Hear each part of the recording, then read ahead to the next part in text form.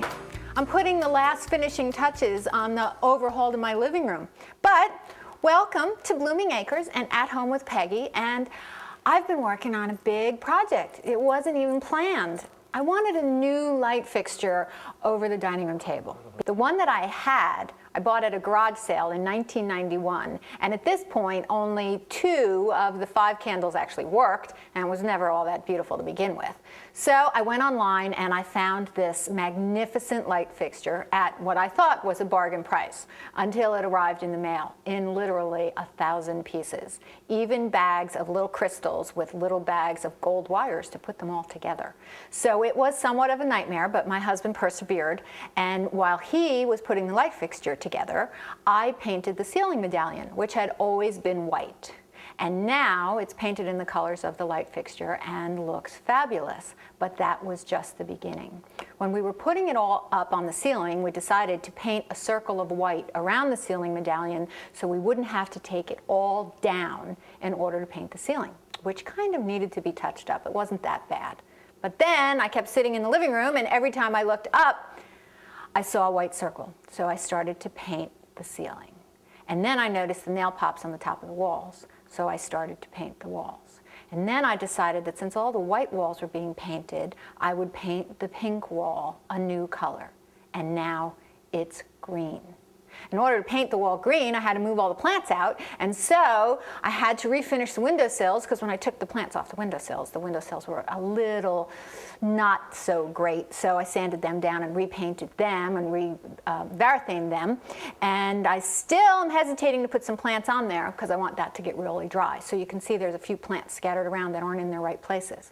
And then I decided to recover the dining room chairs and fix some of the cat scratches, because one of the cats seemed to really like the dining room chairs. So I'm going to show you that project. We're going to make some potato soup, which is a wonderful, nice, warm, yummy soup for a cold winter's day. And you're going to meet a new member of the family.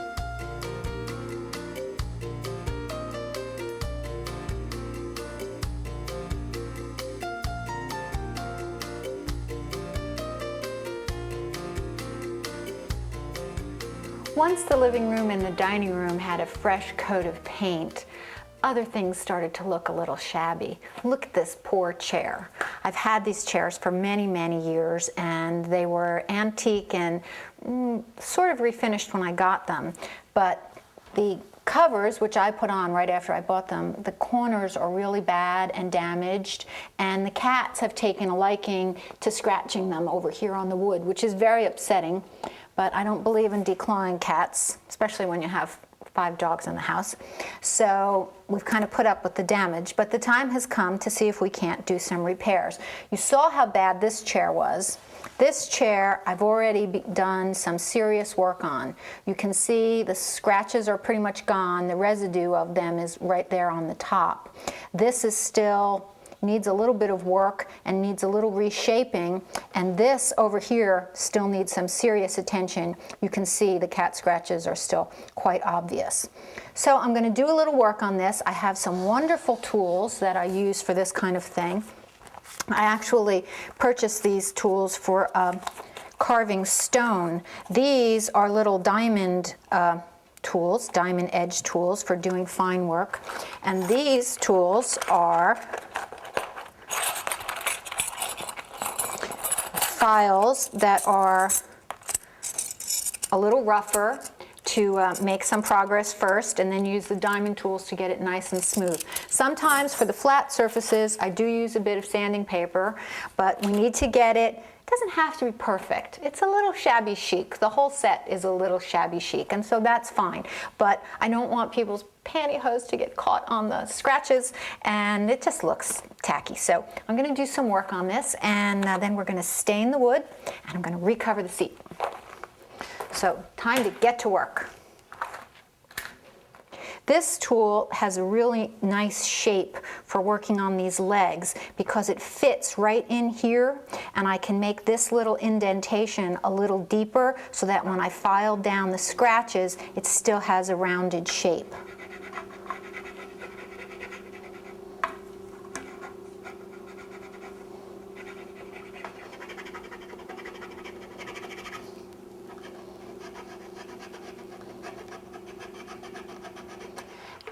And I'm not going to stain the whole thing, but since I've gone down almost to bare wood, I want to try to get the areas that I sanded to at least blend in a little bit.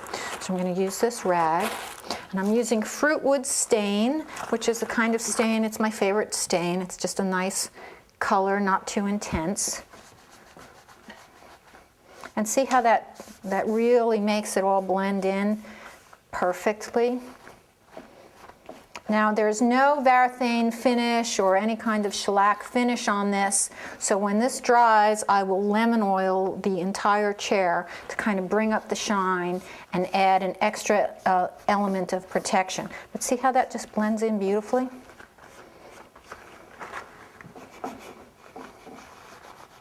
So when I get this done, we'll let it dry, and then I'll show you how to recover the seats.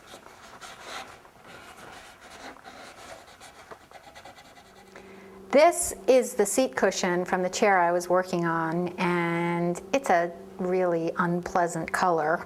And you can see this corner is well worn, that's the front corner. But it wasn't always this ugly. When I recovered it a long time ago, it looked more like this, which is certainly a lot richer and a lot prettier, but over the years it faded. Now when I did this one, I just put it over the existing one. However, when I recovered the one that's already done, I discovered that the cushion had completely deteriorated, so we will be taking this down to the wood. So the first thing I need to do is take out all of these staples. So let me do that, and then I will show you the next step. Well, I've got my cover off, and you can see this sort of reddish velvet cover that's equally falling apart here, and that this was done a long time ago with some kind of upholstery tacks, and they're going to be a little harder to get out, but we're going to take them out too, because it's gotten very flat and has no cushion to it at all. Oh, look at that. Can you see that dirt under there? It's completely deteriorated. Whatever it used to be, it's not that anymore, so we will be replacing that.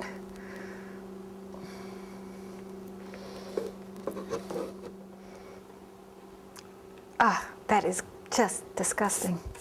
The wood is clean, but this horsehair stuffing is nothing more than brown dust. And so we're just going to move this over and very carefully roll this up. Might as well put in all the nails and the old staples and just roll it up and get rid of it.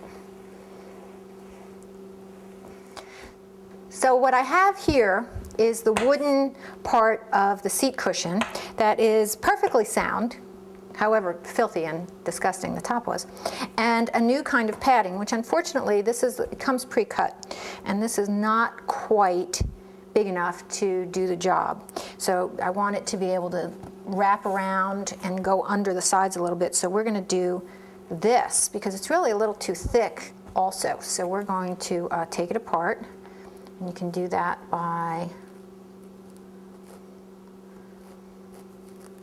kind of dividing it in half.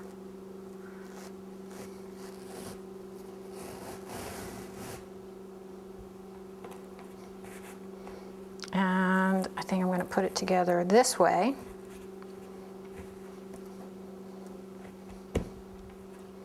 So then it will be big enough, and I will trim it off the edges. What I'm going to do is get some duct tape to hold this together.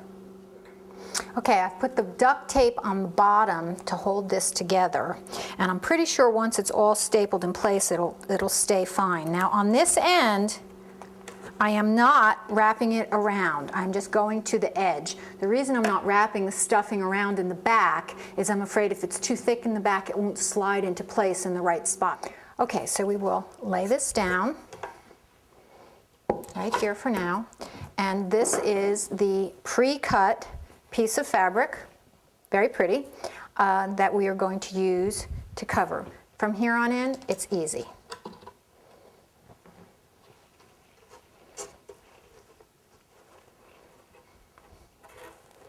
So we line this up with the edge of the stuffing. We have to make sure that we have enough to cover. We use a staple gun. I think I want to just shift this down a little bit. Okay. Okay. We can trim this.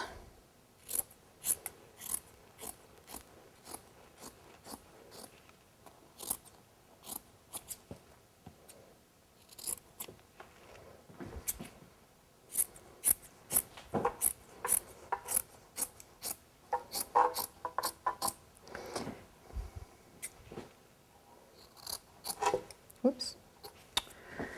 Okay, it's important to wrap around the wood in the front with the stuffing and on the sides so that the fabric doesn't wear through the wood. So I think that should work, and that should work, and we'll start here in the back.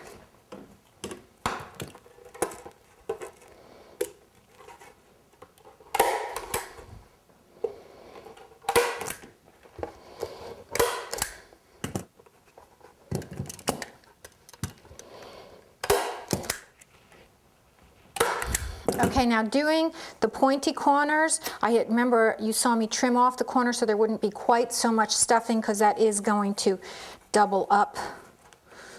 So you got to pull it tight in several directions at once.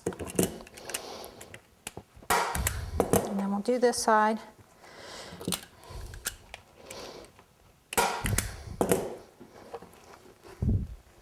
Voila. Not that hard. So you just need to be a little bit careful that when you cut your fabric, you cut it straight so you get your pattern the way you want it, especially if it has a more defined pattern that you want to go in the center or something like that. And then you have to pull it tight, but not too tight so that it pulls. And you attach it back to the seat with a couple of screws and you're done. And now I'll show you one that's finished.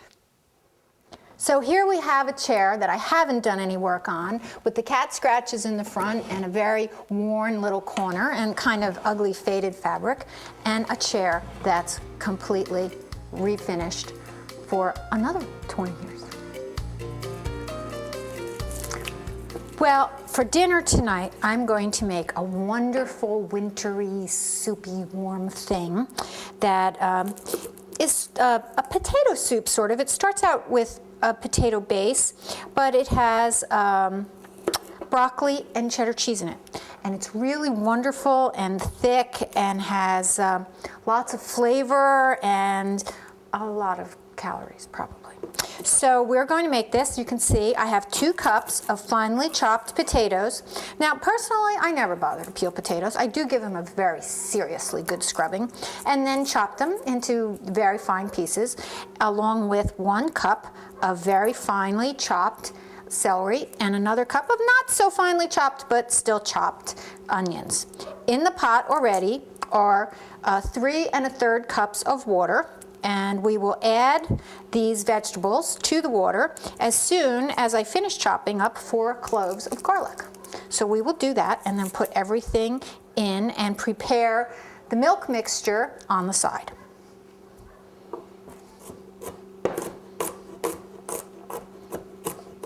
All right, here we go. There goes the potatoes and the onions.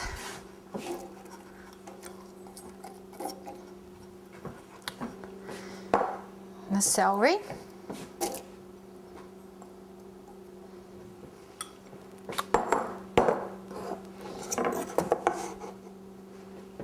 And the 4 cloves of finely chopped garlic. And a little bit of salt. We'll turn it on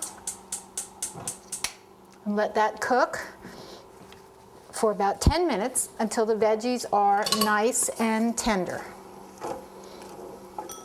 Now this is 2 cups of half and half. We're going to put that in a separate pot.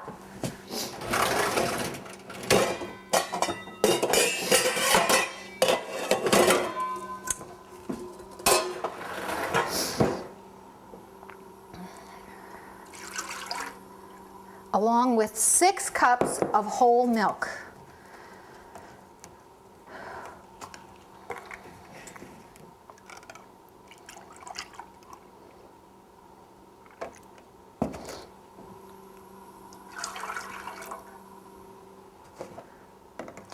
Okay, I have 1 1/3 cups of butter in the pan, which we are going to melt but not allowed to brown.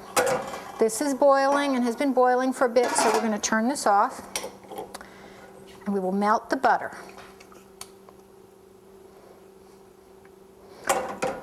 When the butter's melted, we're going to add 1 1/3 cups of flour to the melted butter. That's 1. That's 1 1/3 cups, so we have that ready. Salt and pepper. So we'll let this finish melting. We'll add the ingredients and then add this to the milk mixture. Okay, so now the butter is completely melted. We're going to add the flour.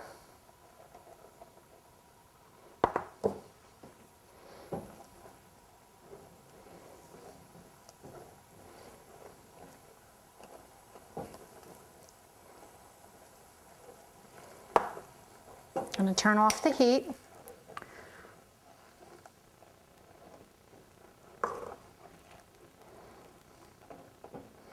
Now I'm going to stir it till it's smooth. See, the lumps are in there, but you can just kind of smush them on the side. I'm going to add a little pepper.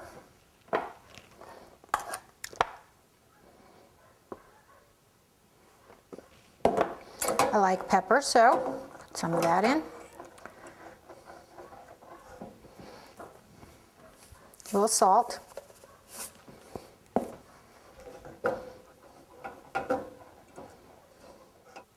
Okay, now we're going to bring the milk forward. We're going to add this to the milk mixture.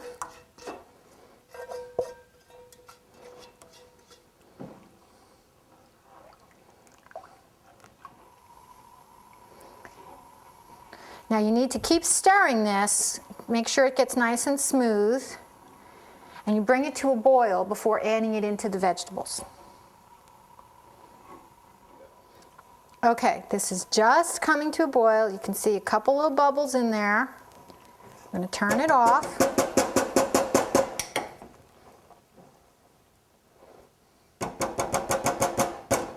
Now remember, it's very hot. And we're going to take the milk mixture and put it in with the vegetables.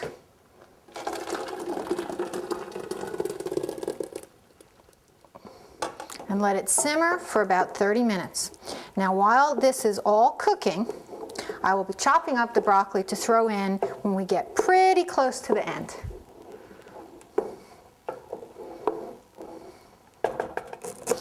I did 2 heads of broccoli to throw into the soup, and I think that'll be plenty.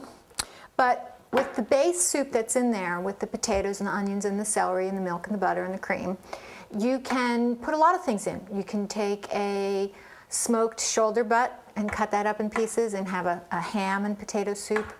We're going to put in cheddar cheese with the broccoli, and that's delicious. You can put clams in and make it a kind of a clam chowdery kind of soup. So there's a lot of flexibility with the base. But it's a wonderful soup for the winter time. It's really not that hard to make. It takes a little bit of time.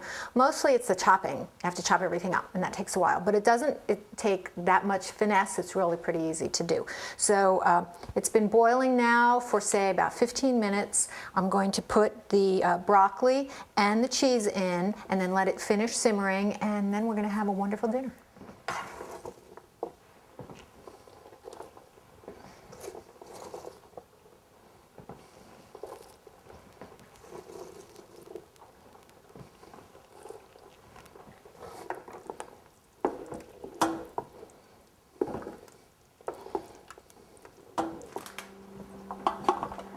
It's been simmering now for about 30 minutes. The broccoli looks like it's still has texture to it. It's still a nice bright green. Don't let it cook till it turns that yucky shade of gray. And I have 2 bags of sharp shredded cheddar cheese.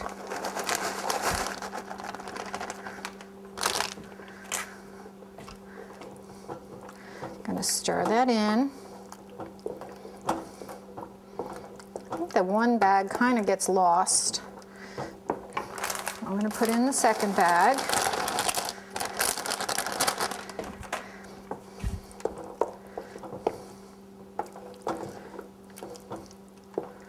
Nice, cheesy, thick, creamy soup. Just going to let the cheese melt a little bit. I still like the cheese to have a little bit of integrity. I don't want it completely melted, which is why I wait till the end to put it in. Okay, turn it off.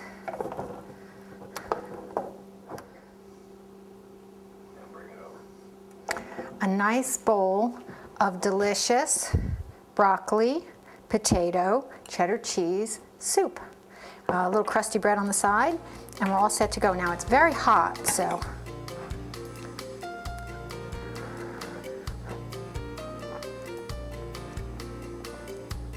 oh, that's fabulous.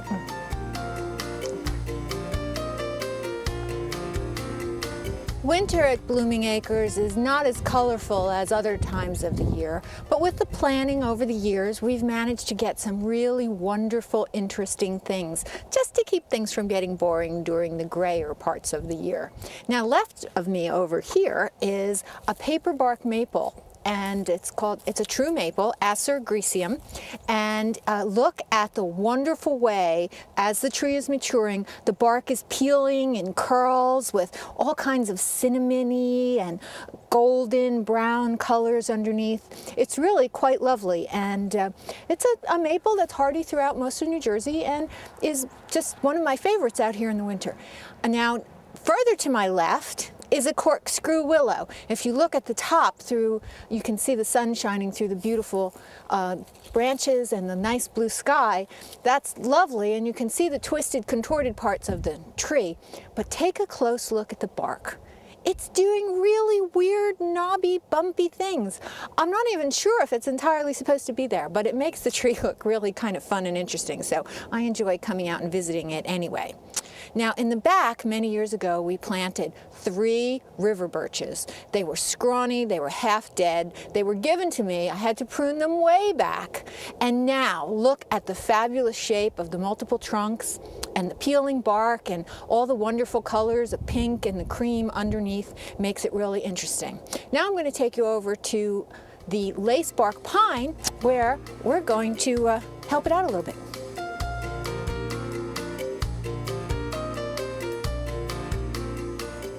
Hey, Milo. Okay, he likes to hang out in the garden in the winter and chase all kinds of things. This wonderful tree is called a lace bark pine, Pinus bungiana, and it has exfoliating bark too. That means the bark peels off, and if you look closely, you can see that the bark is peeling and beginning to curl, and you're seeing shades of lighter green underneath. Now, we just planted this tree. You can tell by the dirt around it that it's newly planted.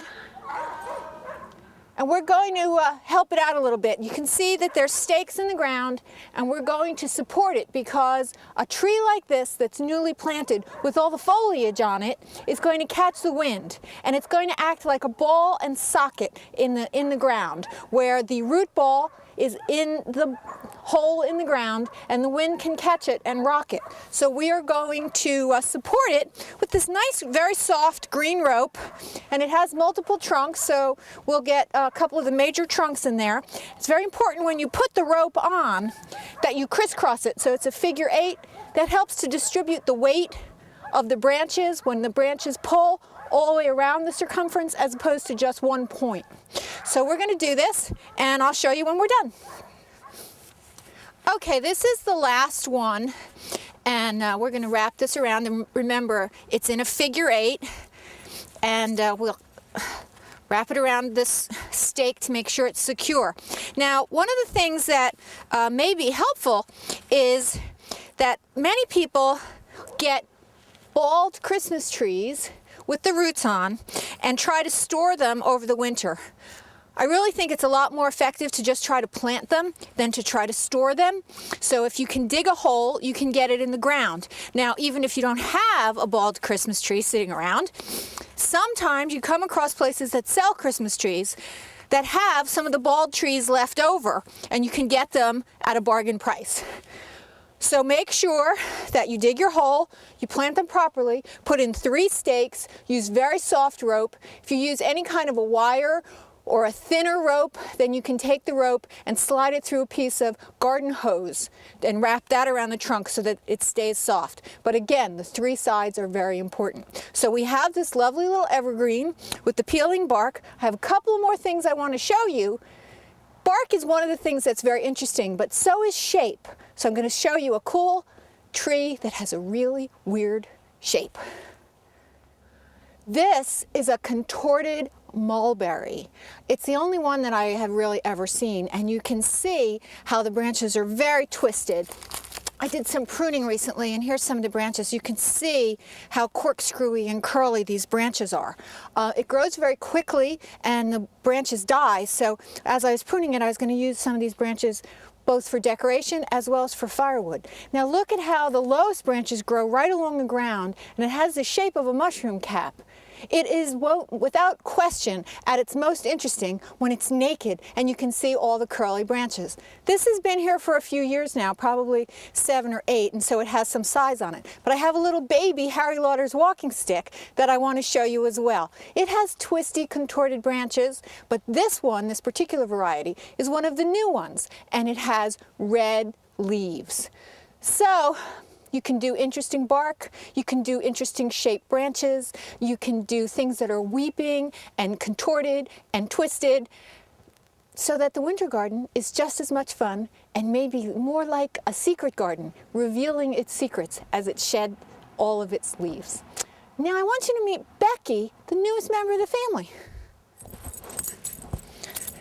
This is Becky, short for Rudbeckia, which is the pretty yellow flowers with the black centers, black-eyed Susans. Becky ran in front of our truck, and we had a hard time getting her. The whole neighborhood came out where we found her. And when we got her, her ribs were sticking out, and so were her hip bones, and she was in pretty bad shape. We were going to try to find a home for her, but we fell in love, and after 7 days we decided, instead of finding a home, that she had already found one. She's looking quite jolly and healthy now, and look at that shiny, shiny brown coat. She's a wonderful dog.